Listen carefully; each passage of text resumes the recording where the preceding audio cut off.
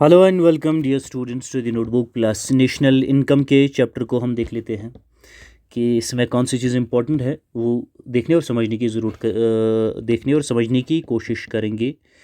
First, conceptual clarity का हम ध्यान रखेंगे कि छोटे छोटे कॉन्सेप्ट जितने भी ज़रूरी है वो समझ आ जाए, और इम्पॉर्टेंट जो भी डेटा फैक्ट्स हैं, फार्मूलाज है, ठीक है, वो सारी चीज़ें साथ में लेते हुए हम चलेंगे। आपको सबसे पहले, अगर आपने पहला लेक्चर नहीं देखा जिसमें हमने national income accounting national income accounting क्या होती है, क्यों नेशनल इनकम अकाउंटिंग करना ज़रूरी है, कौन सी ऑर्गेनाइजेशन है इंडिया में जो नेशनल इनकम अकाउंटिंग करती है, वो सेशन आप पहले देख लें, वो वीडियो पहले देख लें आप।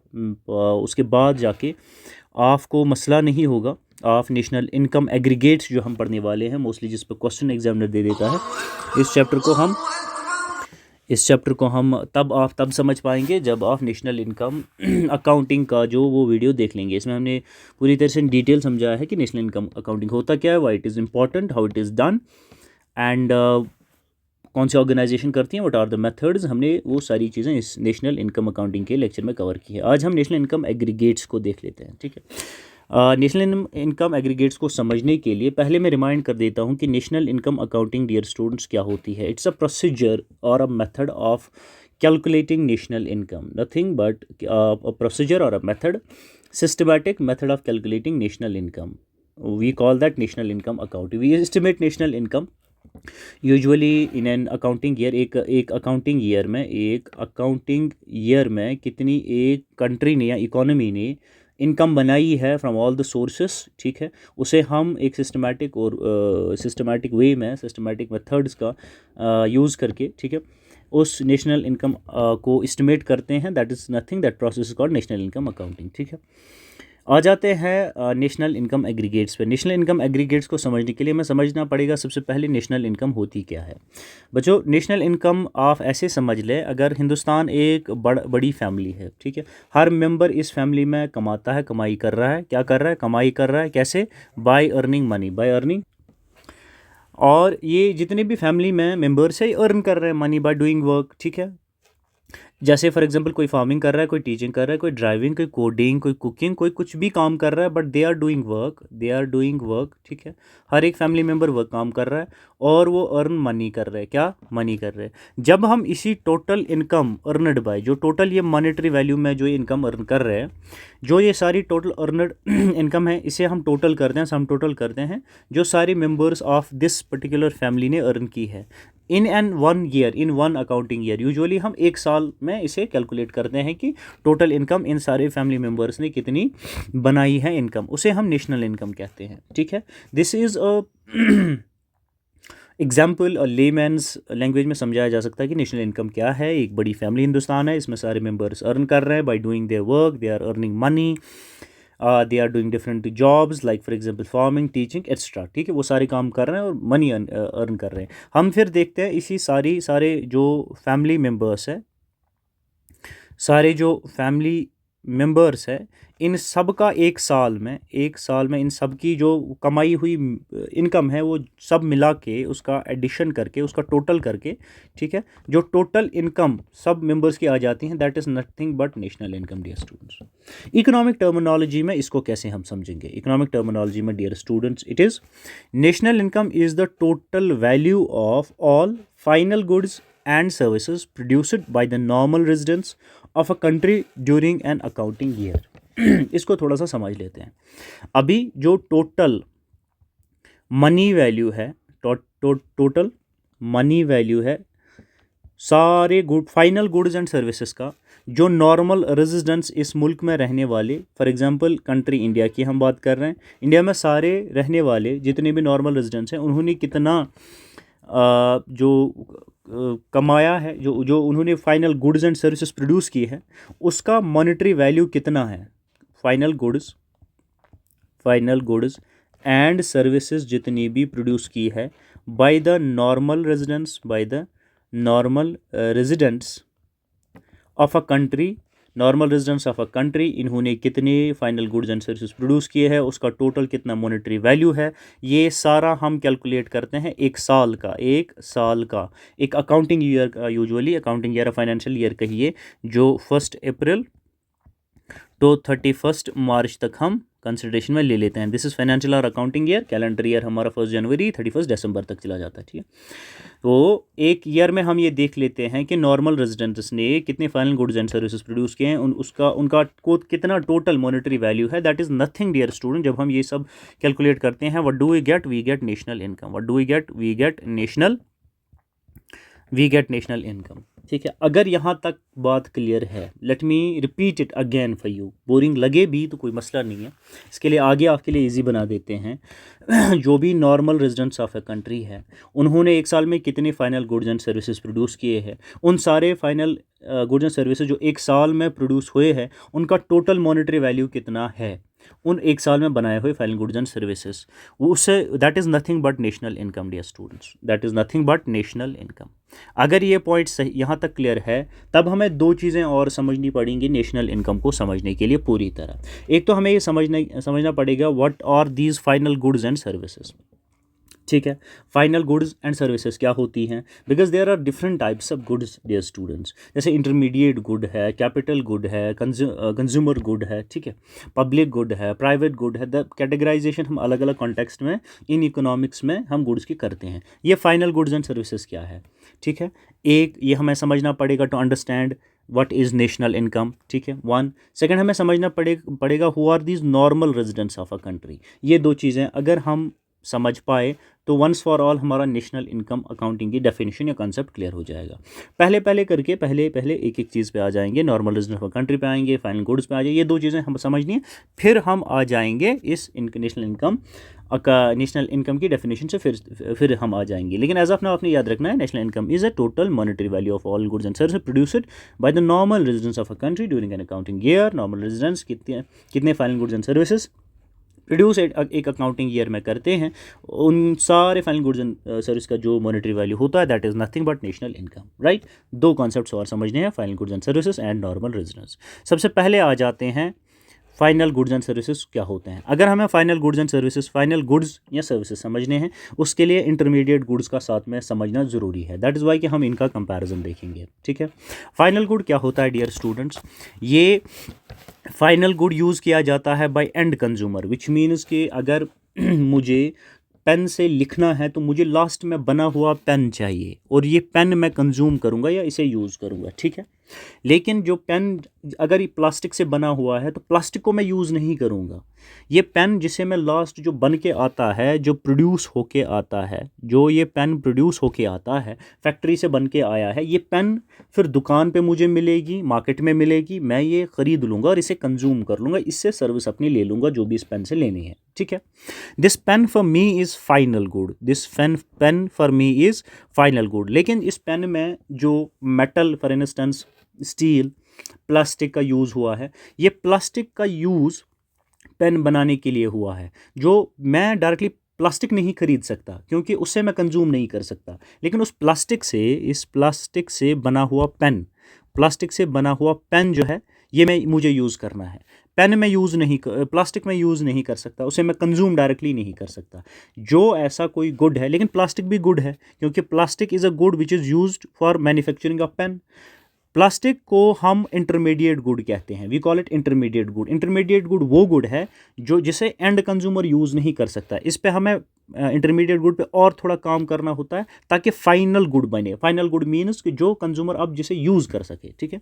मैं प्लास्टिक को डिमांड नहीं करूँगा, प्लास्टिक यूज़ नहीं कर सकता। वाई? बिकॉज प्लास्टिक से मैं लिख नहीं सकता, but plastic is as also a good and it is an intermediate good, ठीक है। बट द पेन जो इस प्लास्टिक से बन जाएगा, ये पेन जो है, पेन मेरे लिए फाइनल गुड है। Why it is final? Because ये एंड कंज्यूमर जो है यूज़ कर सकता है, ठीक है। लिए प्लास्टिक फैक्ट्री वाले ने यूज़ किया, प्लास्टिक फैक्ट्री वाला ले आएगा ये गुड, ये उसके लिए इंटरमीडिएट गुड है, और प्लास्टिक को यूज़ करके वो पेन बना लेगा। पेन फाइनल गुड है बिकॉज अब ये कंज्यूमर यूज़ करेगा, ठीक है, अब कंज्यूमर यूज़ करेगा। फाइनल गुड हमारा वो गुड होता है जो एंड कंज्यूमर यूज़ करता है, ठीक है। और जो इंटरमीडिएट गुड है ये यूज़ होता है इन फर्दर प्रोडक्शन। जैसे प्लास्टिक की मैं एग्जांपल दे रहा था, प्लास्टिक और पेन की एग्जांपल हो रही थी, ठीक है। प्लास्टिक तो गुड है क्योंकि ये फैक्ट्री वाला ले आता है, एंटरप्रेन्योर ले आएगा और पेन बनाने के लिए। ये फर्दर जो इंटरमीडिएट गुड्स है ये फर्दर प्रोडक्शन के लिए यूज़ होते हैं, इन्हें डायरेक्टली कंज्यूमर यूज़ नहीं कर सकते, एंड कंज्यूमर यूज़ नहीं कर सकता है।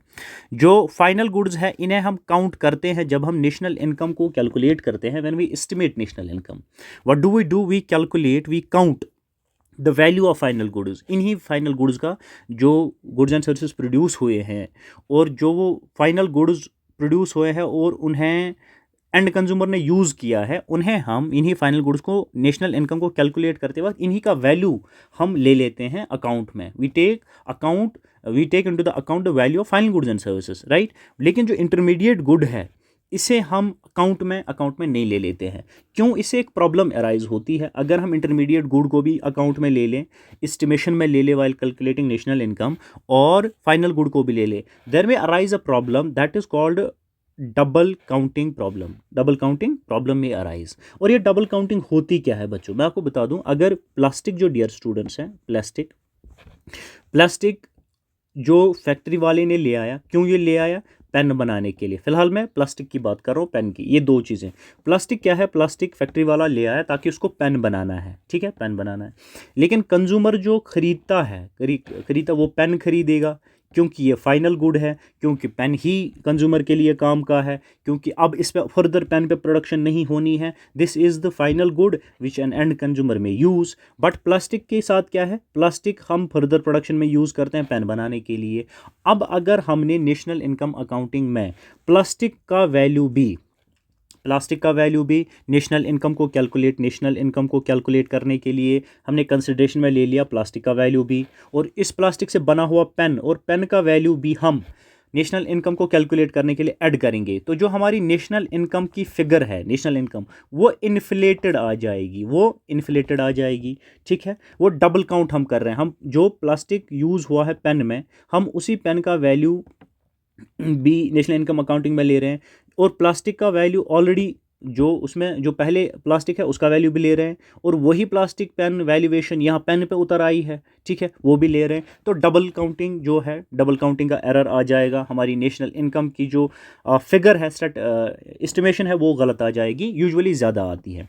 इसको अगर छोटे से एक एग्जाम्पल से समझने की कोशिश करें बच्चे, वो ये है कि अगर ये पेन बनाने के लिए प्लास्टिक मेरा 8 रुपये का पड़ता है, ठीक है, और पेन पे मैंने इस पे प्लास्टिक पे फर्दर प्रोडक्शन कर दी, और बाद में जो मार्केट में मैंने पेन डाला है, ये टोटल प्लास्टिक मैंने 8 रुपये का लाया, फर्दर प्रोडक्शन में मेरे प्लस 2 रुपये और खर्च हो गए, और टोटल कॉस्ट पेन का 10 रुपये हो गया, ठीक है। 10 रुपये पेन का टोटल कॉस्ट हो गया। अब होता क्या है कि मेरा जो टोटल कॉस्ट है वो पेन बनाने के लिए 10 रुपये हो गया, क्योंकि प्लास्टिक में जो पेन बनाने के लिए प्लास्टिक है वो 8 रुपये का पड़ गया, और फर्दर प्रोडक्शन में कुछ और मेरा पैसा लगा, कॉस्ट लगा, वो 2 रुपये लगा। वो टोटल मेरा कॉस्ट जो पेन का है वो 10 रुपये है। अब अगर मैं प्लास्टिक को भी, यानी कि इंटरमीडिएट गुड को भी, और पेन को भी, फाइनल गुड को भी, दोनों को नेशनल इनकम कैलकुलेट करने के लिए अकाउंट में ले लूँ, तो प्रॉब्लम क्या होगी? एक ये प्रॉब्लम होगी कि पहले मुझे ये प्लास्टिक का 8 रुपये जो है ये ऐड करना पड़ेगा, प्लस प्लास्टिक का मैंने 8 रुपये ऐड कर लिया, प्लस फर्दर प्रोडक्शन का मैंने 2 रुपये और ऐड कर लिया, ठीक है, 2 रुपये और ऐड कर लिया, प्लस मेरा जो ये पेन का कॉस्ट है, फाइनल गुड का कॉस्ट, ये मैंने अब 10 रुपये लगा लिया, 10 में और ऐड करूँगा, जो टोटल मेरा इस प्रोडक्ट का, पेन का वैल्यू आ जाएगा। क्योंकि मैंने इंटरमीडिएट गुड का वैल्यू मेरा 8 रुपये आ गया है, ठीक है, फर्दर प्रोडक्शन में मैंने 2 रुपये इस पर लगा दिए, टोटल कॉस्ट जो मेरा पेन का जो फाइनल प्रोडक्ट बना, अब मैं इसका टोटल कॉस्ट काउंट कर रहा हूँ 10 रुपये, तो मेरा आ जाएगा 20 रुपये मेरा टोटल वैल्यू आ जाएगा पेन का, ठीक है। ये 20 कैसे आया? 20 आया क्योंकि मैंने इंटरमीडिएट गुड को भी कैलकुलेट कर लिया और पेन का वैल्यू भी कैलकुलेट कर लिया। अब अगर मैं सिर्फ फाइनल गुड का वैल्यू ही कैलकुलेट करूं, फाइनल गुड का वैल्यू मेरे पास कितना आ जाता है? ये 10 रुपये आ जाता है। लेकिन अगर मैंने दोनों गुड्स का वैल्यू कैलकुलेट कर लिया, इंटरमीडिएट प्लास्टिक का भी, पेन का भी, फाइनल गुड का भी, तो मेरे पास 20 रुपये नेशनल इनकम 20 रुपये वैल्यू इस गुड का आ जाता है। अब अगर मैं दोनों को कैलकुलेट करके नेशनल इनकम में डालूं तो मेरी इनकम इन्फ्लेटेड आ जाएगी, नेशनल इनकम ज़्यादा आ जाएगी, जो एस्टिमेशन है वही सारी गलत हो जाएगी। और एक्चुअल जो इसका वैल्यू आ जाता है वो कितना फाइनल गुड का, 10 रुपीज़ है। Dear students, to make it short, इसको थोड़ा सा आसान कर देते हैं। वो ये है कि जो इंटरमीडिएट गुड है वो रॉ मटेरियल होता है simply for making the final good. अगर रॉ मटेरियल का वैल्यू भी हम ऐड कर लें, जो फाइनली जाके उसकी वैल्यूएशन फाइनल गुड में ही चली जाती है, ठीक है, और फाइनल गुड का वैल्यू भी ऐड कर लें तो डबल काउंटिंग की प्रॉब्लम आ जाती है। दैट इज़ वाई हमने यहाँ कहा कि जो हम नेशनल इनकम अकाउंटिंग में फाइनल गुड का वैल्यू क्या कैलकुलेट करते हैं, लेकिन इंटरमीडिएट गुड का वैल्यू हम कैलकुलेट नहीं करते हैं, क्योंकि डबल काउंटिंग की प्रॉब्लम अराइज होती है। उसे मैंने यहाँ समझाने की कोशिश की है। फर्दर चलते हैं। Why we are discussing this final good, क्योंकि मैंने अभी आपको बताया नेशनल इनकम की डेफिनेशन को समझने के लिए हमें फाइनल गुड एंड सर्विसेज को समझना पड़ेगा और नॉर्मल रेजिडेंट्स को भी समझना पड़ेगा, तब जाके हम अच्छी तरह से समझ पाएंगे। अच्छा, एग्जाम्पल क्या है फाइनल गुड की? Bread bot by you is an example. लेकिन फ्लोर जो है, फ्लोर ब्रॉट बाय बेकर, जो आटा एक बेकर ले आता है, वो एक इंटरमीडिएट गुड है, क्योंकि आटा हम डायरेक्टली कंज्यूम नहीं कर सकते हैं। आटा जब उस पर फर्दर काम होगा तब जाके बेकर उसे तब जाके उससे ब्रेड बन पाएगा, ठीक है। ये लेकिन जो ये फ्लोर है, फ्लोर का वैल्यू भी ब्रेड में चला जाता है। हम दो चीज़ों को एक साथ ही कैलकुलेट नहीं कर सकते, डबल काउंटिंग हो जाएगी। हम एक ही प्रोडक्ट का वैल्यू दो बार ही कैलकुलेट करते हैं, ठीक है। Example car brought by family, example steel brought by the car, ठीक है। अगर हम कार बॉट करते हैं ये फाइनल गुड है, लेकिन जो स्टील है कार बनाने के लिए जो एक फैक्ट्री ले आती है वो एक इंटरमीडिएट गुड है, क्योंकि उसी स्टील से को प्रोसेस करके फर्दर उस पर प्रोडक्शन करके कार बन जाती है, ठीक है। Example medicine bought by a patient and medicine bought by hospital to sell, ठीक है। Medicine bought by hospital to sell, अगर हॉस्पिटल मेडिसिन ले आता है वो इंटरमीडिएट गुड है। अगर ये पेशेंट यही मेडिसिन खरीदता है हॉस्पिटल से या क्लिनिक से किसी फार्मासिस्ट से, तो वो फाइनल गुड हो जाता है, ठीक है। आगे थोड़ा सा चलते हैं। Dear students, why only final goods? why we are taking only final goods while calculating national income? Why we are taking only final goods into account while calculating national income? It is because to avoid double counting. अगर हम count करें flour plus bread, we count flour twice. मैं अगर इसे simplify अब कर पा रहा हूँ, so we count only bread final good, उसमें फ्लोर का वैल्यू भी आ जाता है, प्लस जो ब्रेड बनने में फाइनल ब्रेड बनने में फर्दर प्रोडक्शन पे पैसा लगा उसका वैल्यू भी ऐड हो जाता है, ठीक है।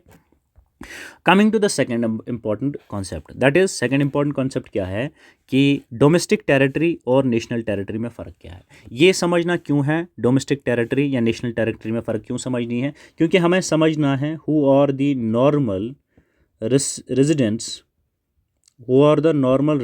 Of a country, who are the normal residents of a country. ये समझना है क्योंकि हमें नेशनल इनकम की डेफिनेशन को जो है वो सही से समझना है, ठीक है। सबसे पहले नेशनल इनकम की डेफिनेशन से ही हमने स्टार्ट किया है।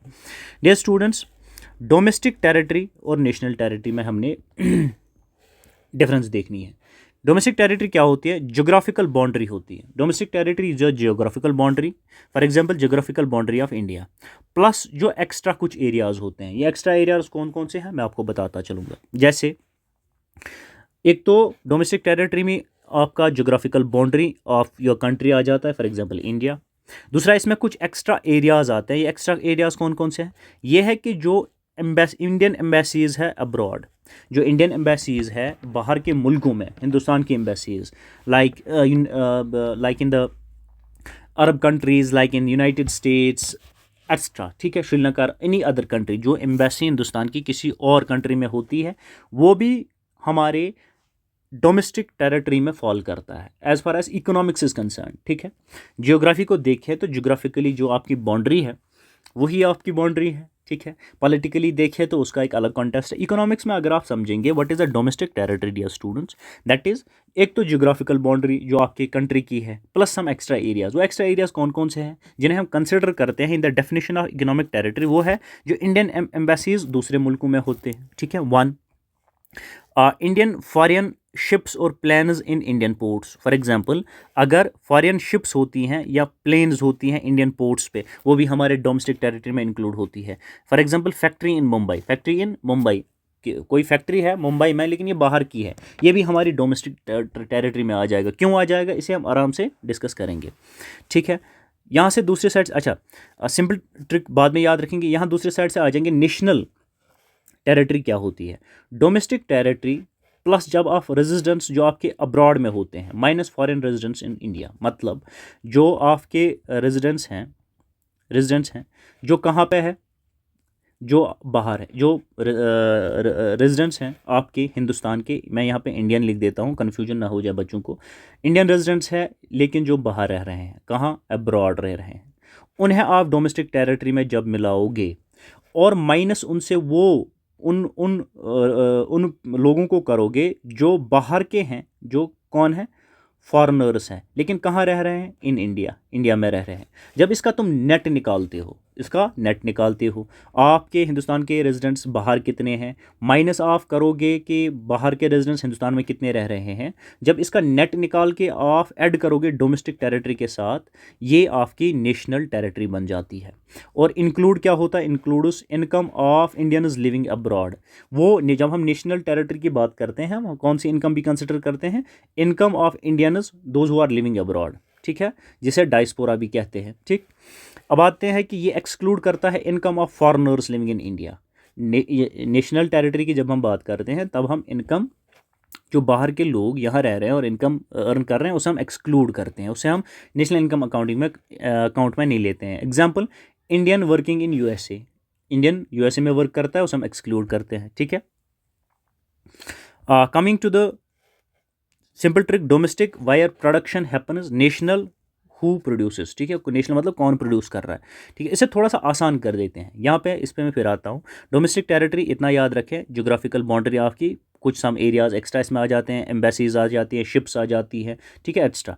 नेशनल टेरिटरी में कौन सी आती है, नेशनल टेरिटरी आपकी ये सारी, तो एक तो ये सारी डोमेस्टिक टेरिटरी आ गई, प्लस आपका क्या आ जाएगा, प्लस आ जाएगा आपका जो नीफा है, net income earned from abroad, which means जो इनकम आपकी बाहर से आती है, माइनस जो इनकम आपके लोग जो बाहर से इनकम, हिंदुस्तान के लोग जो बाहर से इनकम ले आते हैं, माइनस जो बाहर के लोग यहाँ से इनकम ले जाते हैं, उसका नेट निकाल के जब डोमेस्टिक टेरिटरी के साथ वो एडअप करते हैं, what we get the income, जिसे हम किस टेरिटरी में कंसिडर करते हैं, नेशनल टेरिटरी में। इसको सिंप्लीफाई करने के लिए थोड़ा सा आगे चलते हैं। समझना ये ज़रूरी है कि रेजिडेंट वर्सेस नॉन रेजिडेंट क्या है।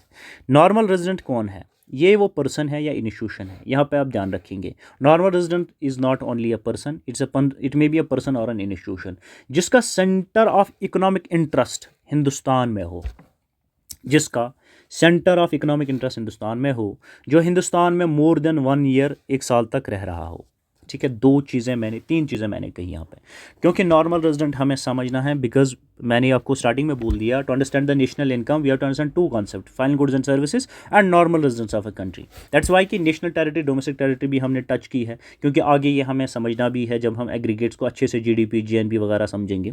यहाँ पे आप याद रखेंगे, अ नॉर्मल रेजिडेंट या students is may be a person और एन इंस्टीट्यूशन, वन, जिसका इकोनॉमिक इंटरेस्ट लाई करता है हिंदुस्तान में, ठीक है, which means he earns and spends in India, he works for the development of India, even if कि ये काम किसी दूसरे कंट्री में कर रहा है, बट बैक एट होम ये वहाँ पे अपना जो पैसा है उसका कुछ अच्छा खासा हिस्सा स्पेंड कर रहा है, ठीक है, स्पेंड कर रहा है।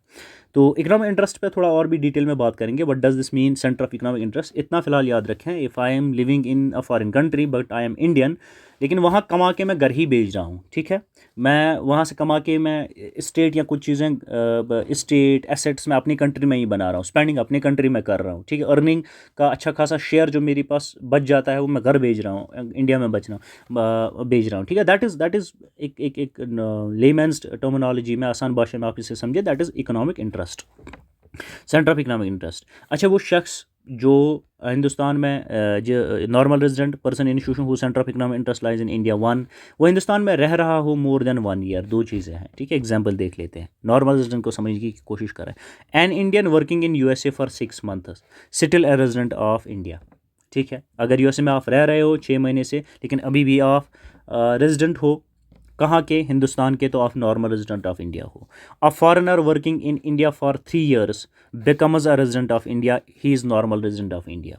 नॉन रेजिडेंट कौन है? Tourist, foreigner, embassy staff, international organisation, ये नॉन रेजिडेंट्स हैं। These we are not including in the normal residents, ये नॉन रेजिडेंट्स है। ठीक है, मार्केट प्राइस फैक्टर प्राइस बाद में आते हैं, पहले आ जाते हैं हम। अगर इतनी डिस्कशन के बाद हमारा ज़रूरी है कि हम इस डेफिनेशन पे आ जाएं। ठीक है, किस डेफिनेशन पे? नेशनल इनकम की डेफिनेशन पे। डियर स्टूडेंट्स, इसको एक बारी फिर पढ़ते हैं, फिर मार्केट प्राइस और फैक्टर प्राइस को समझने के लिए चले जाएंगे हम। ठीक है, एक बारी इसको समझना ज़रूरी है। अब देखते हैं, नेशनल इनकम आपकी टोटल मनी वैल्यू है फाइनल गुड्स एंड सर्विसेज की। ये फाइनल गुड कौन है? जो एंड कंज्यूमर यूज़ करेगा हमारा। ये फाइनल गुड एंड सर्विस कौन प्रोड्यूस कर रहा है? Normal resident of a country. Who is normal resident of a country? Person whose centre of economic interest lies in India और in your country during an accounting year. बस इतना है। Normal resident कौन है आपका? नॉर्मल रेजिडेंट 6 महीने से आप बाहर रह रहे हो लेकिन हिंदुस्तान के रेजिडेंट हो। ठीक है, आप 3 साल से ज़्यादा कोई फॉरेनर हो, हिंदुस्तान में रह रहे हो, रेजिडेंट ऑफ इंडिया हो, आपका इकोनॉमिक इंटरेस्ट हिंदुस्तान में लाई कर रहा है, आप नॉर्मल रेजिडेंट ऑफ इंडिया हो। आप अगर बाहर की एम्बेसी में काम करें, an Indian working in Indian embassy, an Indian working in Indian embassy in Japan, वो भी normal resident of a country है। ठीक है, यहाँ भी कंफ्यूज नहीं होना है। तो सो नेशनल इनकम, अगर यहाँ तक समझ आया बच्चों, तो हम थोड़ा सा आगे चलते हैं। कहाँ चलेंगे हम समझते हैं what is difference between market price versus factor price. Dear students, market price होता क्या है? जो प्राइस है गुड का, the price at which goods are sold in market, उसे हम मार्केट प्राइस कहते हैं या मार्केट रिटेल प्राइस भी कहते हैं। ठीक है, MP MRP कोई मसला नहीं है, इसको इंटरचेंजेबली आप यूज़ करें, कोई मगजमारी नहीं। क्योंकि MP का हम जो नेशनल इनकम एग्रीगेट्स है उनमें हम MP का यूज़ करते हैं, तो we will restrict our self to MP market price. जिस प्राइस पे गुड्स सोल्ड होते हैं in the market, that is market price.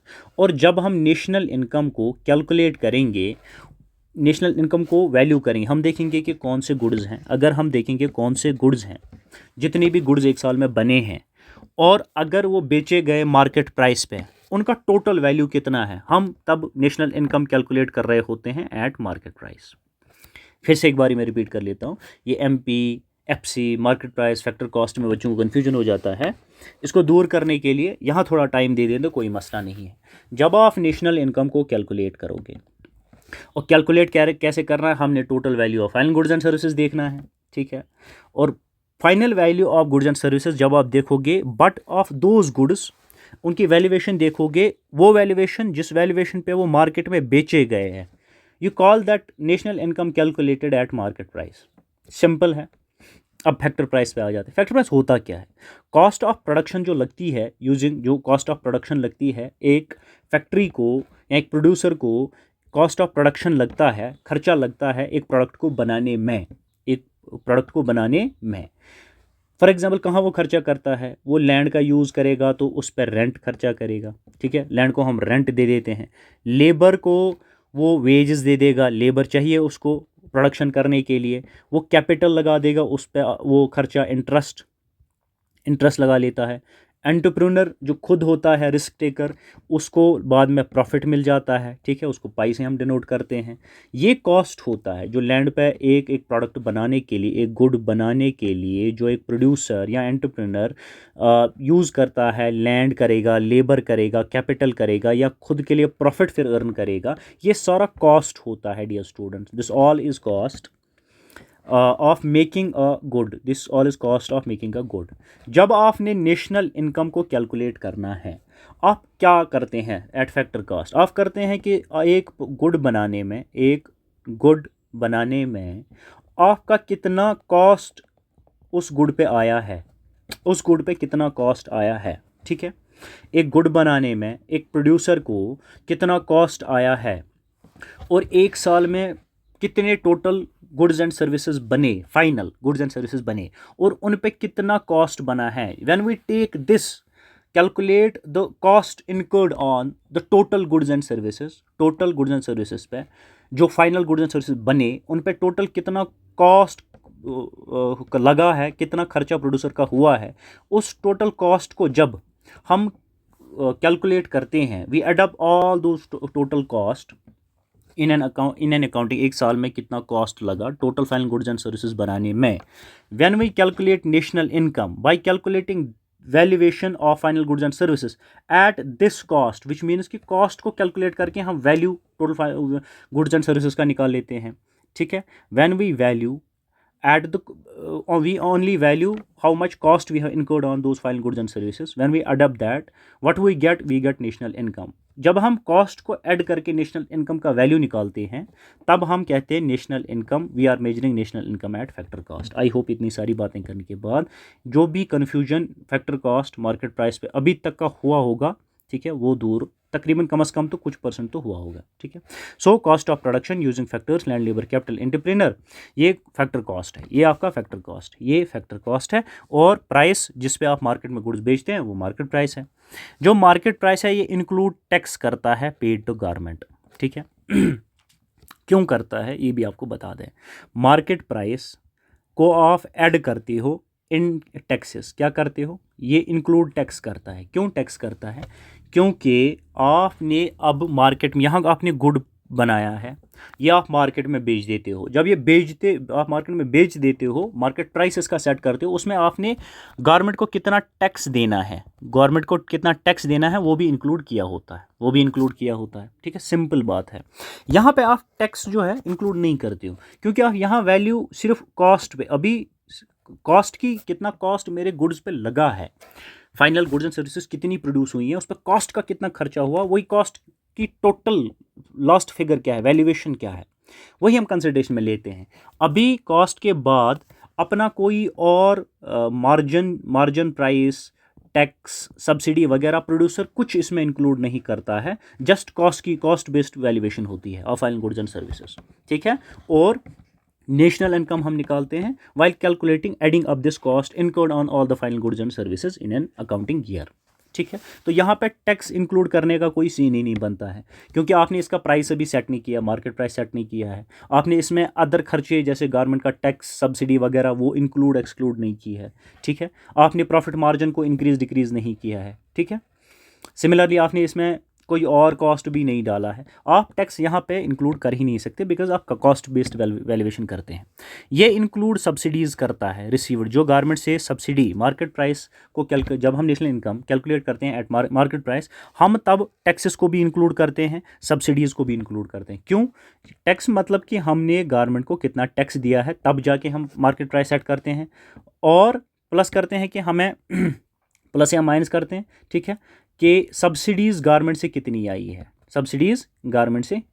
है, वो भी इंक्लूड करेंगे। सब्सिडीज़ कितनी आई है गवर्नमेंट से वो भी इंक्लूड होगा, टैक्स कितना दिया वो इंक्लूड होगा, तब जाके dear students market price set होता है, ठीक है। तब जाके मार्केट प्राइस सेट होगा। Then we calculate final value of all this goods, total goods, final goods, तब जाके मार्केट प्राइस पे हम वैल्यूएशन कर सकते हैं, नेशनल इनकम निकाल सकते हैं, ठीक है। सब्सिडी क्यों ज़रूरी? क्योंकि मार्केट प्राइस पे सेट होगा, अब सब्सिडी भी कैलकुलेट होगी। ये एक्सक्लूड सब्सिडीज़ को करता है, ये तो सब्सिडीज़ को कंसिडरेशन में ही नहीं लेगा क्योंकि अभी इसने सिर्फ कॉस्ट पे ही काम किया है। मैंने एक प्रोडक्ट बनाया, ठीक है, सिंपल मैंने एक गुड बनाया है, इस पर मेरा खर्चा कितना हुआ है, मैं सिर्फ इसी खर्चे के बेस्ड पे आपको बता रहा हूँ कि इतना मेरा खर्चा पड़ा है भाई ये प्रोडक्ट बनाने में।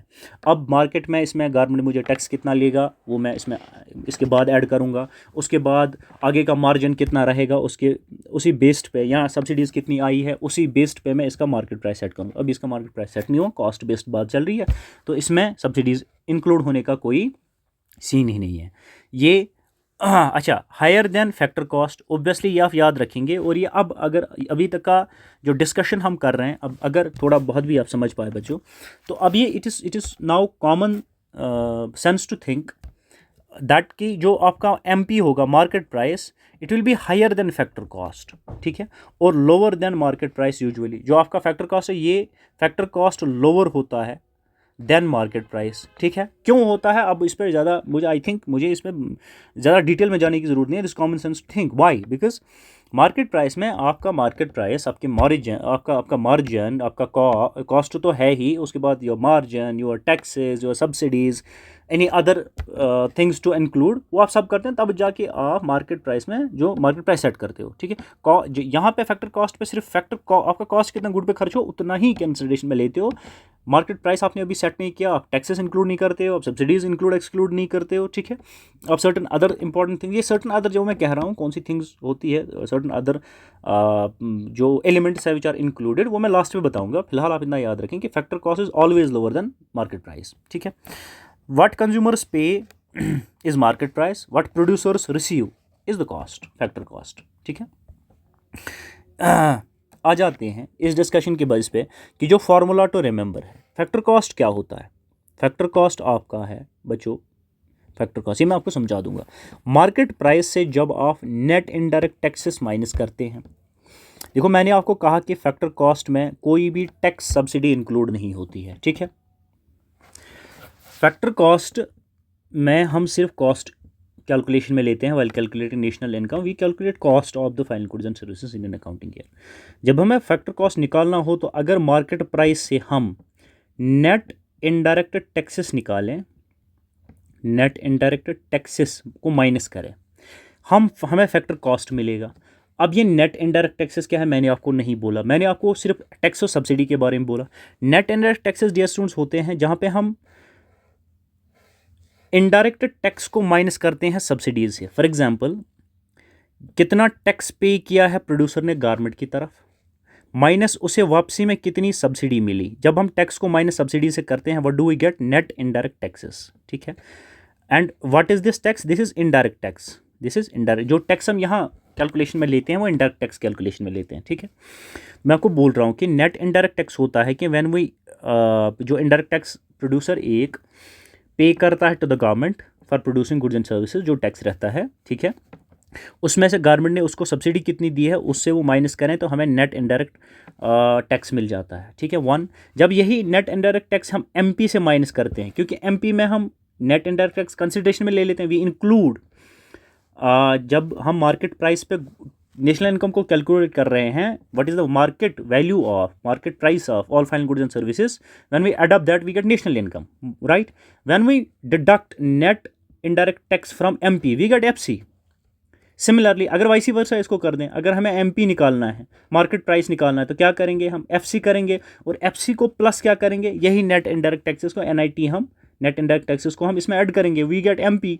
सिंपल फार्मूला है, ठीक है। आगे चलते हैं, कुछ कॉन्सेप्ट्स और समझने ज़रूरी है बच्चों, to understand GDP, GNP at factor cost at market price, ये सारी चीज़ें वहीं जाने के लिए हम समझ रहे हैं, ये सारी चीज़ें समझना ज़रूरी है। और एग्जामिनर आपको ये छोटी छोटी चीज़ें भी दे देता है, इक्वेशंस दे देगा कन्फ्यूज़ करने के लिए दाएं बाएं, इनको आपको साथ में याद रखते हुए चलना है। अब मेन एक चीज़ आता है डेप्रिसिएशन। डेप्रिसिएशन क्या है बच्चों, एक सिंपल सा कॉन्सेप्ट है, सिंपल सादे तरीके से हम समझेंगे। कैपिटल कंजप्शन अलाउंस है ये, यहाँ मत जाइए, और थोड़ी डिटेल्स में समझेंगे, फिर ये कैपिटल कंजप्शन अलाउंस आप टर्म याद ही रखेंगे, ठीक है।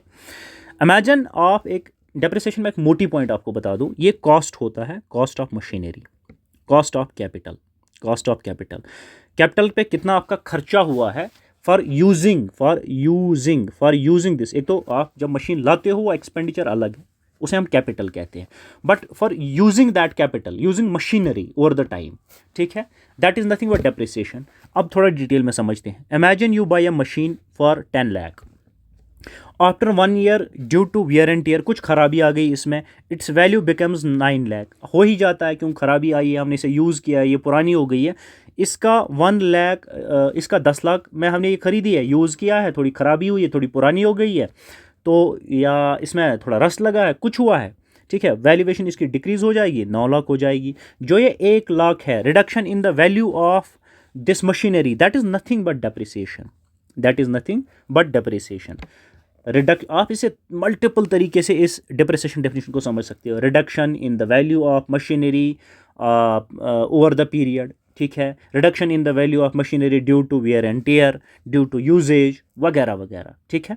ये डेप्रिसिएशन है। आई होप आ गया समझ। अब डेप्रिसिएशन की डेफिनेशन आपको एग्जामिनर दे दे तो वो अब आपको पता है, फॉर्मूला क्या है इसकी वो भी आगे चल के आपको बता दे, इक्वेशन क्या है इसकी। ऑल्सो कॉल्ड, इसे दूसरे एक नाम से भी कहते हैं, कैपिटल कंजप्शन अलाउंस से कहते हैं, जो मैंने ऊपर यहाँ लिख ही दिया था, ठीक है। इसे डेप्रिसिएशन को कैपिटल कंजप्शन अलाउंस भी कहते हैं, या शॉर्ट में इसे इसका एक्रोनिम CCA है डेप्रिसिएशन का। अब एग्जामिनर नेक्स्ट टाइम आपको दे दे what is capital allowance, capital consumption allowance, नीचे 4 ऑप्शन दे दें, ये कुछ नहीं डेप्रिसिएशन है, ठीक है, ज़्यादा मगजमारी नहीं है, ठीक।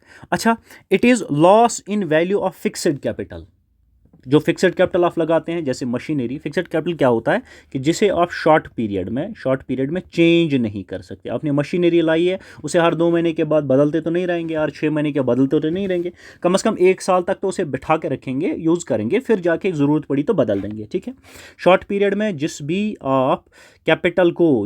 कैपिटल को आप चेंज नहीं कर सकते, for example machinery of factory, उसे हम फिक्स्ड कैपिटल कहते हैं, ठीक है। लॉन्ग पीरियड में इसे चेंज कर सकते हैं, शॉर्ट पीरियड में चेंज नहीं कर सकते। मैं वही टर्म्स आपको बता रहा हूँ जो एग्जामिनर भी आपको एग्जाम में दे देगा, ताकि इजीली आप अपना आंसर पिक कर सकते हैं वहाँ, ठीक है। जो लॉस है ऑफ फिक्स्ड, डेप्रिसिएशन क्या है, it is loss of value in the of fixed capital due to normal wear and tear, ठीक है। वियर टीयर मशीनरी में हुई, फिक्स्ड कैपिटल में हुआ, अगर उसका लॉस हुआ है, ठीक है, वियर टीयर हो गया मतलब वैल्यूएशन लॉस हो गया, तो वो डेप्रिसिएशन है। या पैसेज ऑफ टाइम, क्योंकि ओवर द पीरियड 1 साल 2 साल 3 साल 4 साल 5 साल आप मशीनरी चला रहे हैं, उसमें वियर टीयर हो गया, खराबी हो गई, पुरानी हो गई, उसका वैल्यू कम हो गया, जो ये वैल्यू मॉनेटरी वैल्यू कम हो गया, that is nothing but depreciation. और एक्सपेक्टेड ऑब्सोलेनेस, ठीक है, विच मीन्स कि मशीन ऑब्सलीट हो गई। फॉर एग्जाम्पल आप वो बड़े वाले ऐसे ऐसे ऐसे, अच्छा सिंपल से एक मज़े की एग्जांपल है, आपके पास 3G 4G फ़ोन है, 4G फ़ोन है, ठीक है, 4G फ़ोन आप ले आए, फॉर एग्जांपल ये आप किसी बिज़नेस को चलाने के लिए यह फ़ोन यूज़ कर रहे हैं, लेकिन बीच में से 5G नेटवर्क वाले फ़ोन आ गए, 5G वाले फ़ोन आ गए, ठीक है।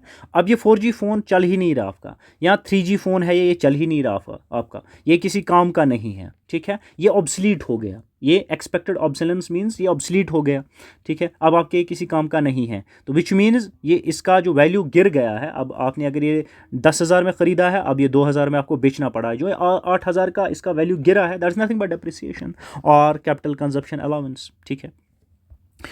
एग्जाम्पल ये बच्चों, अगर आपने किसी चीज़ का भी जब नेशनल इनकम का नेट निकालना हो, ये नेट मैं यहाँ पे दे रहा हूँ, ठीक है, नेशनल इनकम का नेट निकालना हो, आप क्या करते हैं, आपने नेट निकालना है, ठीक है। नेट निकालने के लिए आप ग्रॉस से माइनस डेप्रिसिएशन करते हैं। ये डेप्रिसिएशन को समझना ज़रूरी क्यों था, आगे आपको बड़ा समझ में आ जाएगा बच्चों कि वाई इट इज़ इंपॉर्टेंट। इतना इस स्लाइड पे इतना सारा टाइम हमने क्यों दिया है। अगर आपने नेट निकालना है, ये क्या नेट है, ये इनकम ही होगी, ठीक है, ये नेशनल इनकम वाला नेट ही है। आप ग्रॉस से माइनस करते हैं, डिडक्ट करते हैं depreciation, what do you gate net. अब वाइस वर्सा कर लें, आपको ग्रॉस निकालना हो, आप नेट में ऐड करेंगे डेप्रिसिएशन, तो यू विल गेट ग्रॉस, तो वाइस वर्सा इज़ ट्रू, ठीक है। मगजमारी कोई नहीं बचा, आगे चलेंगे थोड़ा सा समझेंगे। अब नेट इनडायरेक्ट टैक्सेस पे आ जाते हैं, ऊपर मैंने समझाया, थोड़ा और डिस्कशन, छोटा सा डिस्कशन करेंगे समझने के लिए। नेट इनडायरेक्ट टैक्सेस क्या होती है, जब इनडायरेक्ट टैक्सेस से आप सब्सिडीज़ को डिडक्ट करते हैं, what do you gate net indirect taxes. Indirect taxes कौन से होते हैं, taxes on goods and services, जैसे फॉर एग्जांपल GST है, एक्साइज ड्यूटी है, कस्टम ड्यूटी है, दीज आर इनडायरेक्ट टैक्सेस बच्चों, दीज आर इनडायरेक्ट टैक्सेस। जब आप इन इनडायरेक्ट टैक्सेस को माइनस करते हो सब्सिडीज़ से, तो आप what do you gate net indirect taxes. Paid by producer, ठीक है, ये प्रोड्यूसर पे करता है। इनडायरेक्ट टैक्स के बारे में आपने बात याद रखनी है, ये पे तो प्रोड्यूसर करता है, लेकिन बर्डन किस पे डालता है, कंज्यूमर पे डालता है। जैसे फॉर एग्जांपल 2 रुपये का मैंने प्रोडक्ट बनाया, ठीक है, टैक्स मैंने 1 रुपये गवर्नमेंट को दिया, 3 रुपये पे मुझे ये मार्केट में बेचना है, ठीक है, 3 रुपये टोटल हो गए, मैं ये 3 रुपये पे ये मार्केट में बेचता हूँ, मार्केट प्राइस इसका 3 रुपये होगा। जो ये टैक्स है ये तो मैंने पे किया, लेकिन मैं किससे वसूल करूँगा, मैं कंज्यूमर से वसूल करूँगा, इस बेचारे से वसूल करूँगा। तो आप याद रखेंगे जो टैक्सेस हैं डायरेक्ट टैक्सेस, ये पे तो प्रोड्यूसर करता है, लेकिन बर्डन इस किसका, कंज्यूमर पे डाल देता है, कंज्यूमर से वसूल कर लेता है, ठीक है। इंक्रीज मार्केट प्राइसेस, ठीक है, अगर मार्केट प्राइसेस इंक्रीज़ हो जाती हैं, ठीक है, अच्छा सॉरी, इससे क्या होता है, इससे मार्केट प्राइसेस इंक्रीज़ हो जाती है, टैक्सेस से, इनडायरेक्ट टैक्सेस से जो मार्केट प्राइस है ये इंक्रीज़ हो जाता है, क्या हो जाता है, इंक्रीज़ हो जाता है। ये पॉइंट भी आपने याद रखना है, ठीक। तो यहाँ तक थोड़ा आगे चलेंगे। सब्सिडीज़ क्या होती है, सब्सिडीज़ पे भी बात करना ज़रूरी है, क्योंकि हमारे इक्वेशन में एक तरफ तो इनडायरेक्ट टैक्स, दूसरी तरफ सब्सिडी है। इनडायरेक्ट टैक्स हमने देख लिया है और सब्सिडी देख लेते हैं। जो फाइनेंशियल हेल्प है given by government to producers to reduce prices, ये मार्केट प्राइस को डिक्रीज़ करता है। जो गवर्नमेंट मदद देती है, मॉनेटरी हेल्प, मॉनेटरी असिस्टेंस या हेल्प प्रोवाइड करती है टू प्रोड्यूसर, उसका बिजनेस अच्छा चले। जैसे बहुत सारी स्कीम्स के अंडर स्टार्टअप्स को आप सब्सिडीज़ दे देते हो, ठीक है। और स्टार्टअप क्यों उसे सब्सिडी दे, ताकि वो अपना बिजनेस खड़ा कर पाए, या प्राइस कम हो जाए प्रोडक्ट्स का, कॉस्ट उसका ज़्यादा खर्च हो रहा है, प्राइस ज़्यादा पैसों में उसका प्रोडक्ट तैयार हो रहा है, उसे आप सब्सिडी दे देते हो ताकि वो प्राइस अपना कम करे, ठीक है। तो आप गवर्नमेंट से सब्सिडी दे देती है, ये सब्सिडी हम निकाल देते हैं यहाँ से to get net indirect taxes. और नेट इनडायरेक्ट टैक्सेस से क्या, सब्सिडी से क्या होता है, सब्सिडी से मार्केट प्राइस डिक्रीज़ हो जाता है, क्या होता जाता है, डिक्रीज़ हो जाता है। अब आ जाते हैं इम्पॉर्टेंट सेक्शन पे, जिसके लिए हम इतनी सारी डिस्कशंस कर रहे थे। हमने नेशनल इनकम को समझा, डोमेस्टिक टेरिटरी, नॉर्मल रेजिडेंट समझा, डेप्रिसिएशन को देखा हमने, फैक्टर कॉस्ट, मार्केट कॉस्ट देखा। इसी सेक्शन को समझने के लिए हमने देखा, हम डिटेल में देखेंगे।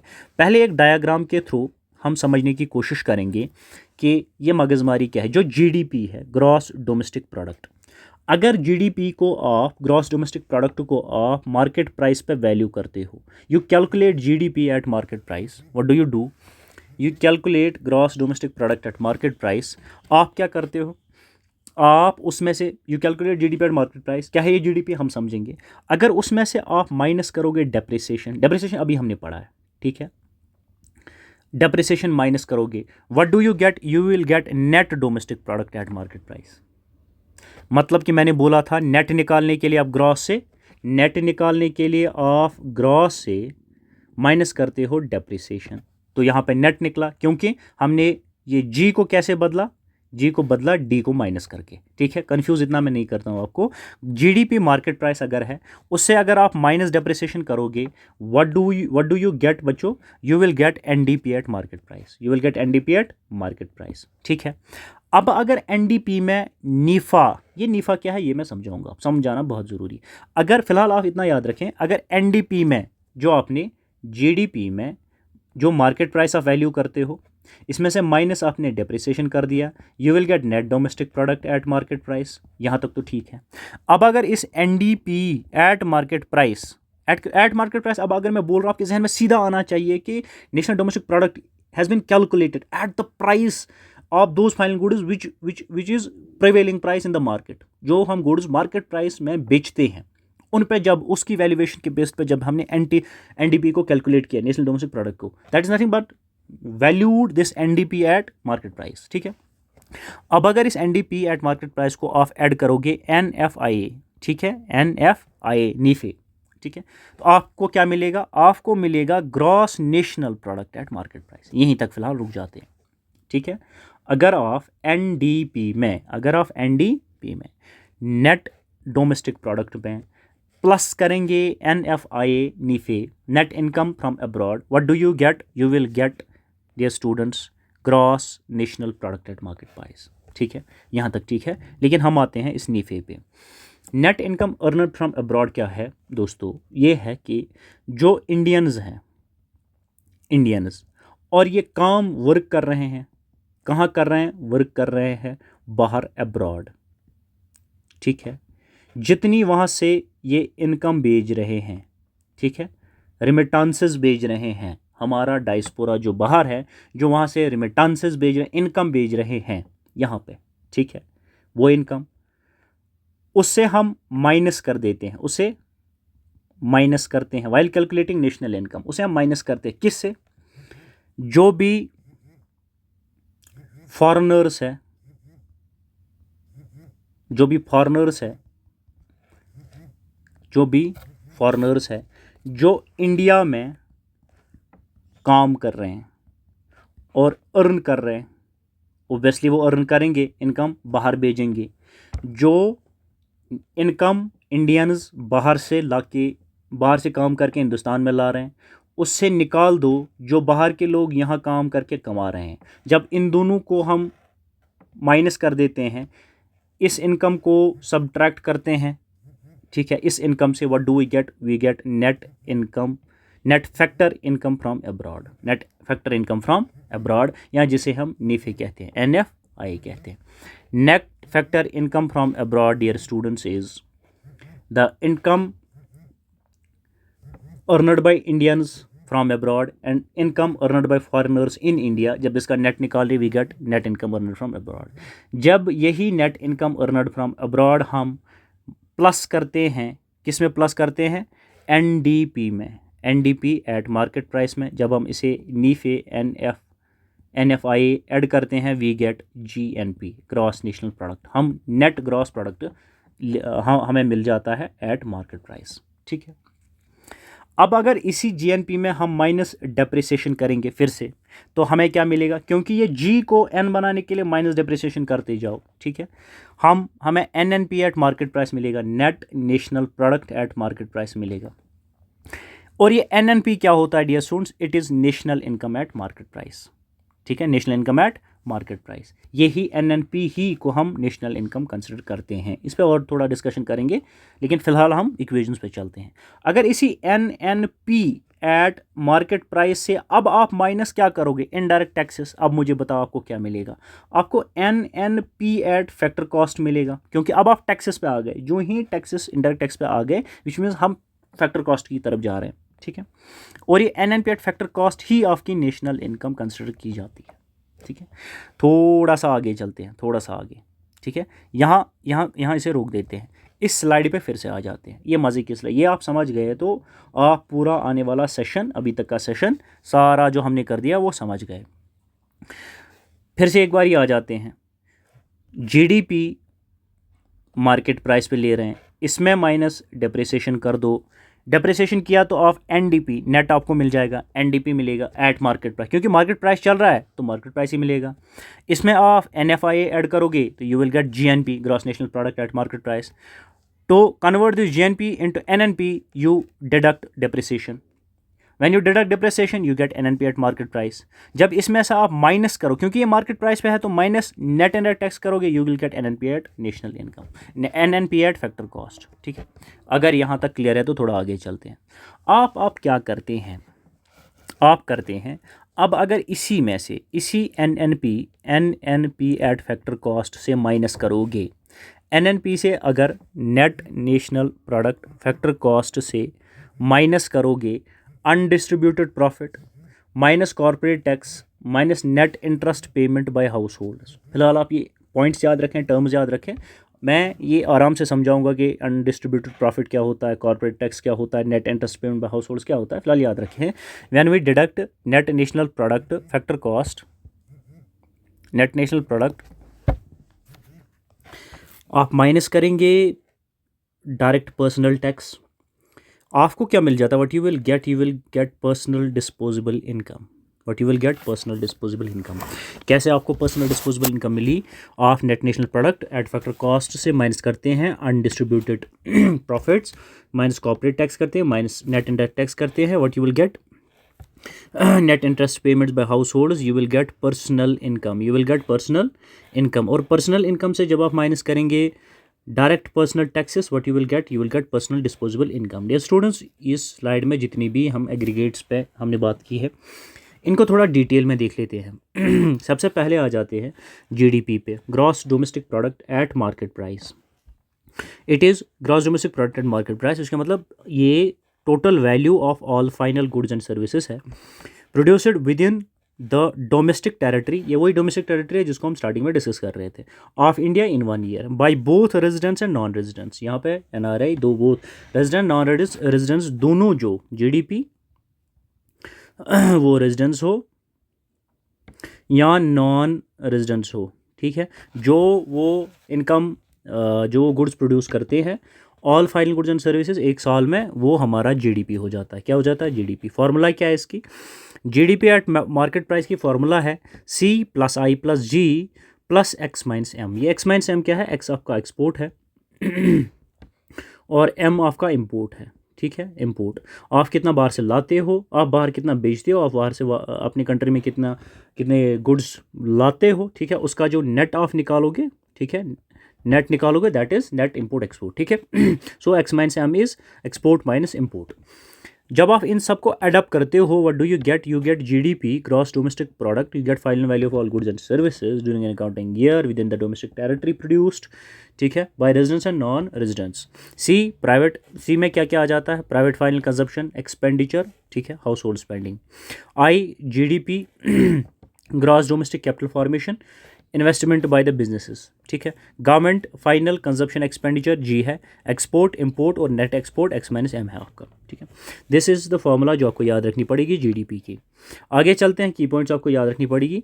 जी, ग्रॉस बिफोर डिडक्टिंग डेप्रिसिएशन, ठीक है। अगर आपने डेप्रिसिएशन डिडक्ट नहीं किया तो ये ग्रॉस है, अगर किया तो नेट बन जाएगा। D, domestic means within geographical boundary और प्लस वो एडिशनल एरियाज जो हमने पहले डिस्कस किए हैं। MP market price, it includes taxes, excludes subsidies, ठीक है। Includes output of foreign working in India, ये उसे भी इंक्लूड करता है। GDP includes dear students at MP, it includes output जो प्रोड्यूस होता है बाय फॉरेनर्स जो वर्क हिंदुस्तान में करते हैं, ठीक है। एक्सक्लूड करता है आउटपुट इंडियंस वर्किंग अब्रॉड, ठीक, ये पॉइंट आपने याद रखना है। फॉर एग्जांपल एक जापानी कंपनी है, Japanese companies factory in India, ठीक है, it's output is included in India's GDP, अगर ये इंडिया में है। एंड आईटी कंपनी जो है, इंडियाज़ आईटी कंपनी, ये यूएसए में है, ये इस आउटपुट को इंक्लूड नहीं करेगा जीडीपी को कैलकुलेट करते हुए, ठीक है। लेकिन but is included in India's GNP, GNP में इंक्लूड होगा, वो हम अलग से देखेंगे, लेकिन जीडीपी में इंक्लूड ये नहीं करते हम। क्या नहीं करते हैं? अगर हिंदुस्तान की कोई कंपनी है, वो बाहर है, वह प्रोड्यूस कर रही है, उसकी इनकम वैल्यूएशन और फाइनल गुड्स हम इंक्लूड नहीं करेंगे। बट अगर बाहर की कोई कंपनी यहाँ है, प्रोड्यूस कर रही है, तो उसको हम जीडीपी में, ग्रॉस डोमेस्टिक प्रोडक्ट में, एट मार्केट प्राइस में, वैल्यूएशन में कंसिडर करते हैं। नेक्स्ट पे आ जाते हैं। Next is NDP, NDP at market price क्या है? Net domestic product at market price. It is GDP minus depreciation, minus depreciation. What is NDP? It is GDP minus depreciation, ठीक है। GDP at market price is GDP at market price minus depreciation. What do you get? You get net domestic product at market price, ठीक है। यहाँ तक तो point clear है, highlight में से साथ साथ करके किए देता हूँ, ठीक है। सो नेट कब बन जाता है? जब आप डेप्रिसिएशन डिडक्ट करेंगे, ठीक है। जीडीपी में जब आप नेट डिप्रिसिएशन माइनस करेंगे, you will get NDP, you will get NDP. ये क्या शो करता है? Net addition to the economy after maintaining existing capital. Net आपका कितना कंट्रीब्यूट इकोनॉमी में हुआ है। GDP is showing actual production, GDP is showing more accurate, GDP actual production show करती है, ठीक है। फॉर एग्जांपल जीडीपी आपका 200 लाख करोड़ है, ठीक है, और डेप्रिसिएशन 20 लाख है, 20 लाख करोड़। एनडीपी क्या है आपकी? NDP 200 minus 20 which is equal to 180 lakh crore, ठीक है, आपका एनडीपी है, एनडीपी है, सिंपल, आप याद रखेंगे। नेक्स्ट एग्रीगेट पे आ जाते हैं जीएनपी। अब आपको जीडीपी को जीएनपी बनाना है। एन बनाने के लिए आप क्या करते हैं? आप सिंपली डियर स्टूडेंट्स कुछ तो कट करते हैं, क्या मैं आपको बता देता हूँ। इस national product, gross national product at market price क्या है ये? GNP, it is total market value of final goods and services produced by the normal residents. GNP is the value of final goods and services produced by normal resident. ये normal resident कौन है? We have discussed it earlier, पहले ही session में। Of India wherever they are in the world in 1 year, जहाँ पे भी हो वो नॉर्मल रेजिडेंट है, सेंटर इकोनॉमिक सेंटर उनका इंडिया में है, वो those are considered the normal residents, ठीक है। जीएनपी का फॉर्मूला क्या है जो एग्जामिनर आपको दे देता है? जीएनपी मार्केट प्राइस ऑफ कैसे निकालते हैं? आप निकालते हैं GDP market price plus of NFI, net income earned from abroad bye the normal residents, ठीक है। जब आप जीएनपी को, ठीक है, निकालना है मार्केट प्राइस पे, what do? You GDP market price को आप प्लस करोगे NFI, you will get GNP at market price, ठीक है। नीफे क्या? Net factor income from abroad, factor income received from abroad minus factor income paid to abroad, income of Indians income minus income of foreigners in India, ठीक है, simple है। Gross Before depreciation, net residents of India were located MP market price. NIFE is a positive, ठीक. If NIFE is positive, अगर हाँ ये important equation है, ये आपको देखनी पड़ेगी एग्जाम पॉइंट ऑफ व्यू से. अगर आपका नेट इनकम फ्रॉम अब्रॉड है, net income from abroad positive है, तो आपका GNP ग्रेटर देन होगा GDP से, ठीक है, which means Indians earn more abroad than the foreigners. अगर नेगेटिव है देन GNP आपका लेस देन होगा GDP, which means foreigners earn more in India than Indians earn from abroad, ठीक है. Developing countries like India, NIFA is usually negative, which means GNP is less than GDP. GNP is less than GDP. For developed countries like USA, UK, NIFE is usually positive, which means GNP is greater than GDP. अब क्या करते हो, GDP को GNP बनाने के लिए आप NIFE add करते हो, ठीक है. एग्जाम्पल दे देते हैं. Indian software engineer working in USA senders 5 lakh back home, included in the India's GNP में इंक्लूड होता है, बट नॉट इन GDP में इंक्लूड नहीं होगा, ठीक है. An American working in India works in India earns 8 lakh, included in India's GDP but not in GNP. अब याद रहेगा GDP में हम क्या इंक्लूड करते हैं और GNP में क्या इंक्लूड करते हैं. ये छोटी छोटी चीज़ें आपने याद रखनी है कंसेप्चुअल क्लैरिटी के लिए. नेक्स्ट एग्रीगेट पे आते हैं, वो है कि NNP क्या है, net national product at market price. मतलब जब आप ग्रॉस नेशनल प्रोडक्ट को इससे GNP से अगर आपने NNP निकालना है, कैसे, आप ग्रॉस नेशनल प्रोडक्ट से माइनस करोगे डेप्रिसिएशन, आपको क्या मिलेगा, you will get net national product at market price, which means NNP net national product को निकालने के लिए एट मार्केट प्राइस आप ग्रॉस नेशनल प्रोडक्ट्स को माइनस करते हो डेप्रिसिएशन से.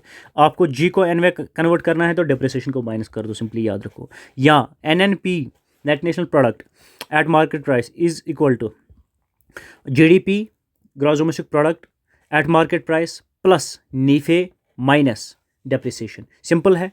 क्यों ये सिंपल है, this plus this GDP market price plus NFIA is nothing but GNP. अगर ये GNP के बजाय मैं ये लिख दूँ GDP net national product at market price is equal to GDP at market price plus NIFE minus depreciation, it gives you net national product at market price, ठीक है.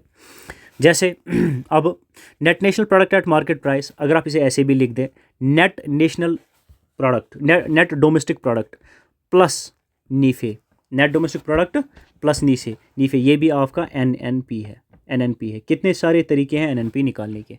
कैसे हो गया बच्चों, कैसे हो गया ये, ठीक है, कैसे हो गया ये हो गया कि आपका NDP कैसे ये बन जाता है. NDP में आपको वापस ले जाता हूँ. NDP पे वापस ले जाना ज़रूरी है. NDP पे आपका नेट डोमेस्टिक प्रोडक्ट पे ले जाना, कहीं हमने, हाँ NDP देखिए, NDP क्या है, it is GDP minus depreciation, ठीक है. अब आपने इसमें क्या मिलाया, आप NIFE मिलाएंगे तो ये आपका NDP बन जाएगा. कैसे, मैं आपको बता देता हूँ.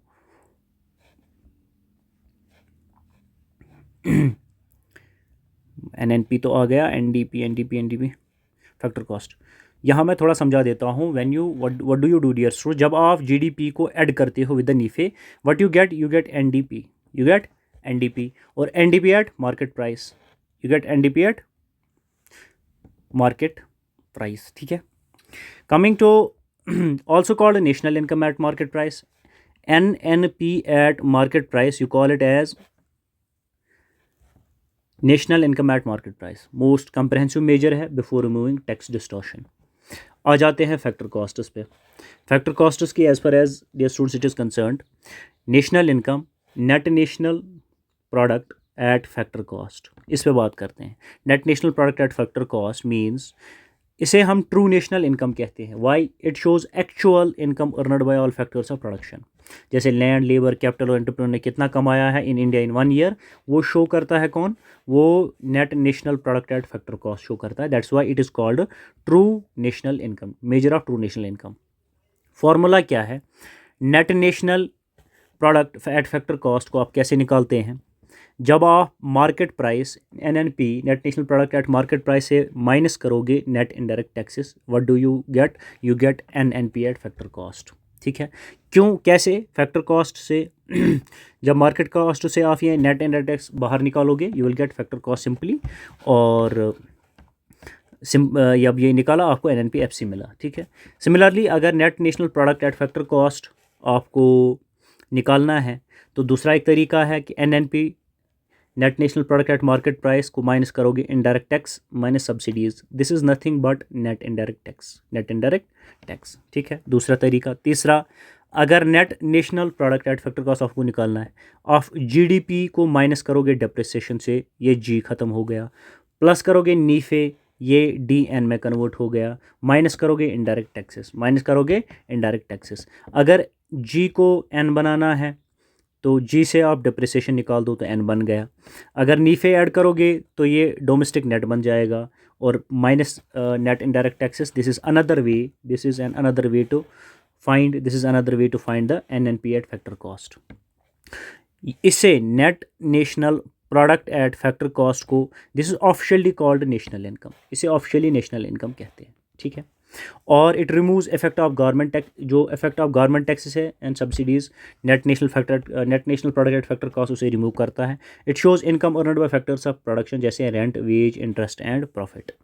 रेंट हम किसे, लैंड को दे देते हैं, वेज हम लेबर को दे देते हैं, इंटरेस्ट हम कैपिटल पे दे देते हैं, एंटरप्रेन्योर को हम प्रॉफिट दे देते हैं, ठीक है। आ जाते हैं this NNP at factor cost most used है in policy making and economic analysis.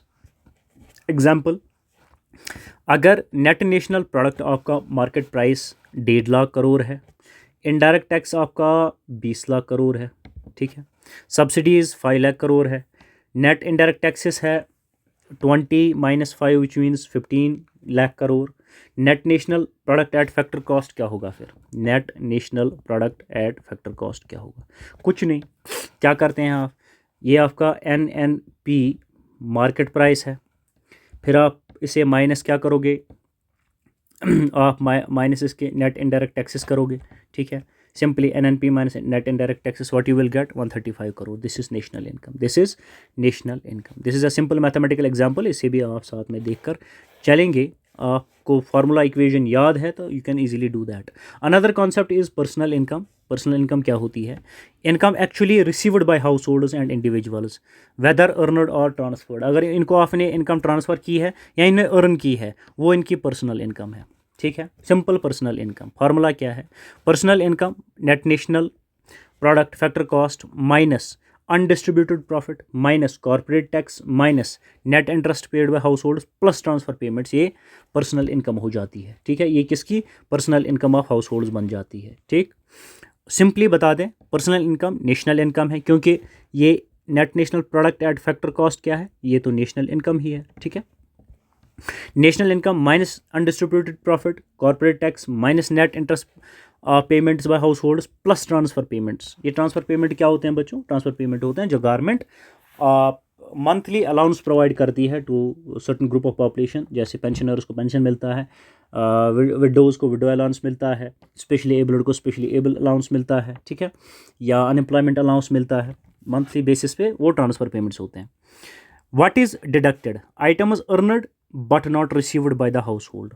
जो आइटम्स अर्न किए हैं लेकिन रिसीव नहीं हुए हैं, रिसीव नहीं किए but by the households, वो हम डिडक्ट करते हैं, जैसे undistributed profit, corporate tax, net interest, ठीक है। अनडिस्ट्रीब्यूटेड प्रॉफिट है, ये रिटेनिंग अर्निंग है, रिटेनड अर्निंग है। Company profit keep aside not distributed as individuals, ये डिस्ट्रीब्यूट नहीं होते। Corporate tax, tax paid by companies to government, ये हाउस होल्ड नहीं लेता है। Net interest payments by households, interest paid by house hold on loans, ठीक है, इसे हम डिडक्ट करते हैं। ऐड हम क्या करते हैं? Items received but not earned currently, transfer payments, ठीक है, ये ओल्ड एज पेंशन है, अनएम्प्लॉयमेंट अलाउंस है, स्कॉलरशिप है, सब्सिडीज टू हाउस होल्ड्स है, received without any productive contribution. Personal income can be greater than or less than national income. Personal, ये point आप याद रखेंगे, पर्सनल इनकम ये ग्रेटर देन या लेस देन हो सकती है नेशनल इनकम से। ट्रांसफर पेमेंट्स और one sided payments, no good services और इन रिटर्न। कैसे हो सकता है? अब आपका सवाल ये होगा कि पर्सनल इनकम कैसे ग्रेटर देन लेस देन हो सकती है नेशनल इनकम से? ग्रेटर देन इस तरह से हो सकते हैं कि जो ट्रांसफ़र पेमेंट्स हैं, transfer payments dear students, transfer payments government तो दे देती है हाउस होल्ड्स को, बट हम इसे नेशनल इनकम में कैलकुलेट नहीं करते हैं, तो पर्सनल इनकम इंक्रीज़ हो सकती है। अच्छा, कम कैसे हो सकती है? कम ये इस तरह से हो सकती है कि इन्होंने इंटरेस्ट पेमेंट्स ज़्यादा मेड किए हैं, ठीक है। और this is the simple example to understand. There is another concept called personal disposable income. ये है income that householders can actually spend और save after paying their taxes to the government. आपके पास पर्सनल इनकम है, उसमें से आप taxes minus कर दो, ठीक है, डायरेक्ट पर्सनल टैक्स माइनस कर दो, you will get personal disposable income, ठीक है। पर्सनल डिस्पोजेबल इनकम क्या है? पर्सनल इनकम आपके पास जितनी अभी तक हम डिस्कस कर रहे हैं वो आपकी पर्सनल इनकम है, उसे माइनस ऑफ करो पर्सनल इनडायरेक्ट टैक्स जो हाउस होल्ड पे करता है, minus miscellaneous receipts of garments, वो भी आप माइनस कर दो, तो आपको क्या मिलता है? Personal disposable income. जैसे या सिंपली आप याद रखेंगे एग्जाम पॉइंट ऑफ व्यू से, personal disposable income is personal income minus personal direct taxes, this is nothing personal disposable income. Wire direct personal tax क्या है? Income tax plus wealth tax plus gift tax आप दे देते हैं, ये personal direct tax है, personal direct tax है। आ जाते हैं actual purchasing power of house hold, personal disposable income से ही हमें पता चलता है, ठीक है। पर्सनल एक्चुअल परचेजिंग पावर, अब उसके पास कितना पैसा बचा है खर्च करने के लिए, that is purchasing power. Personal disposable income households consumption plus households saving. Personal disposable income किसके बराबर होती है? Households consumption plus households saving, ठीक है। Coming to the factor cost, next factor cost, GDP at factor cost, gross domestic product. GDP at factor cost बड़ा simple है, किसके बराबर है? जीडीपी आपके मार्केट प्राइस पे हो और आप उसे नेट इनडायरेक्ट टैक्स माइनस करो, you will gate GDP at factor cost. या जीडीपी एट फैक्टर कॉस्ट को आप NDP at factor cost plus depreciation of add कर दो, ठीक है। जीडीपी से नेट इनडायरेक्ट टैक्स आप माइनस करोगे, सॉरी, जीडीपी मार्केट प्राइस पे हो तो आप नेट इनडायरेक्ट टैक्स उसे माइनस करोगे तो you will gate GDP at factor cost. अगर जीडीपी दूसरे तरीके से निकालना eight factor cost, what you will do, NDP at factor cost से उसमें से आप प्लस डेप्रिसिएशन करोगे, what you will gate, you will gate GDP at factor cost. दो तरीके हैं, दोनों आपने याद रखने हैं, लिख के रखने हैं, ठीक है। कन्फ्यूजन कोई हो हमें बता दें, आपको बोल देंगे सारे फार्मूलाज एक जगह पे। GDP market price C plus I plus G net exports X minus M. NDP market price GDP minus depreciation, what do you do, इस जीडीपी को एनडीपी बनाने के लिए डेप्रिसिएशन आप माइनस करेंगे, डेप्रिसिएशन करेंगे जीएन में कन्वर्ट हो जाएगा, ठीक है। इतना सिंपल पे जाके आपको बच्चों को समझाना पड़ता है, ठीक है। जीएनपी मार्केट प्राइस कैसे बनता है, कैसे निकालेंगे आप? It is GDP market price plus NFIA. जब आप जीडीपी मार्केट प्राइस में प्लस एनएफआई करेंगे, ये एनएफआई आपके इस डी को एन बना देता है, बीच वाले डी को एन बना देता है, ठीक है, gross national product. NNP market price, इसमें क्या करेंगे आप? जीएनपी मार्केट प्राइस को अगर एनएनपी मार्केट प्राइस आपने बना देना है, क्योंकि आपने इस जी को एन बना देना है तो माइनस डेप्रिसिएशन करेंगे, ठीक है। या दूसरा तरीका एनडीपी मार्केट प्राइस, आप इसमें प्लस नीफे करेंगे तो ये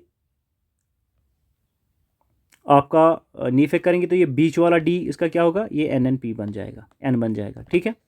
सिंपल तरीका है, ये भी मैं हाईलाइट कर देता हूँ, ये दोनों चीज़ें आपने याद रखनी है। NNP GNP market price minus depreciation और एनडीपी मार्केट प्राइस प्लस नीफे, तो तभी ये वही बन जाएगा, तभी एनएनपी आपका आ जाएगा। एनएनपी फैक्टर कॉस्ट कैसे? NNP market price minus net indirect taxes. जब भी आप एमपी में मार्केट प्राइस में नेट इनडायरेक्ट टैक्स करोगे तो एफसी आपका बन जाएगा, आपकी नेशनल इनकम आ जाएगी, ठीक है। GDP factor cost, GDP market price minus net indirect tax. आपको फैक्टर को मार्केट में कन्वर्ट करना है तो मार्केट से एनआईटी निकाल दो, ठीक है, वो एफसी बन जाएगा। Similarly NDP factor cost and NDP market price minus net personal income, national income minus undistributed profit, corporate tax minus net interest by the households plus transfer payments, आपकी personal income आ जाती है, personal income. Personal disposable income, personal income minus direct personal taxes. NFIA factor income earned from abroad minus factor income paid abroad. Net indirect tax minus subsidies. MP और FE कैसे होता है? MP में से net indirect tax minus करो, FC मिल जाता है। अच्छा, एफसी से एमपी बनाना है तो फैक्टर कॉस्ट में प्लस कर दो, एनआईटी तो एमपी बन जाएगा, net indirect tax. Gross to net बनाना है तो ग्रॉस में से डिप्रिसिएशन माइनस कर दो, नेट बन जाएगा। नेट टू ग्रॉस कैसे? नेट में से डिप्रिसिएशन प्लस कर दो तो ग्रॉस बन जाएगा। डोमेस्टिक नेशनल नेशनल डोमेस्टिक, अच्छा डोमेस्टिक से नेशनल, नेशनल से डोमेस्टिक बनाना तो कैसे होगा? अगर डोमेस्टिक से नेशनल बनाना है तो क्या करोगे? डोमेस्टिक टू नेशनल, ठीक है। तो डोमेस्टिक में आप NIFA डालोगे तो नेशनल बन जाएगा, नेशनल में आप माइनस करोगे नेट इनकम फ्रॉम अब्रॉड तो बच्चों आपका डोमेस्टिक बन जाएगा। ये PDF टेलीग्राम चैनल में आपको मिल जाएगी बच्चों, इंपॉर्टेंट PDF है, इसे आप देख लीजिएगा। और ये टेलीग्राम चैनल का लिंक जो है पिनड कमेंट्स में आपको मिल जाएगी, ठीक है, पिनड कमेंट्स में आप में मिल जाएगी। सर्टन अदर थिंग्स रूल्स है, उनको देख लेते हैं। आई थिंक उससे बेहतर है कि न्यूमेरिकल एग्जांपल्स बच्चों, मैंने अच्छी खासी न्यूमेरिकल एग्जांपल्स इसमें डाली हुई है। ये न्यूमेरिकल एग्जांपल्स आप अपने एंड पे ट्राई कर लेना, ठीक है, इन्हें अपने एंड पे आप प्रैक्टिस कीजिए। PDF में आपको शेयर कर दूंगा टेलीग्राम चैनल में, ठीक है, उसका लिंक आपको मिल जाएगा ऑब्वियसली। तो जब तक आप ये प्रैक्टिस करते हैं, ठीक है, तब तक किसी और सेशन के साथ हम मिलके आपसे मिल लेंगे। अगर आपको कुछ समझ में आपको लगता है कि ये हम मैथमेटिकल प्रॉब्लम्स और न्यूमेरिकल प्रॉब्लम सॉल्व नहीं कर पा रहे हैं तो हमें बता दीजिए कमेंट बॉक्स में, हम ये भी आपके साथ ये सारी जो न्यूमेरिकल एग्जांपल्स हैं इनको आपके साथ बैठ के सॉल्व करेंगे, ठीक है।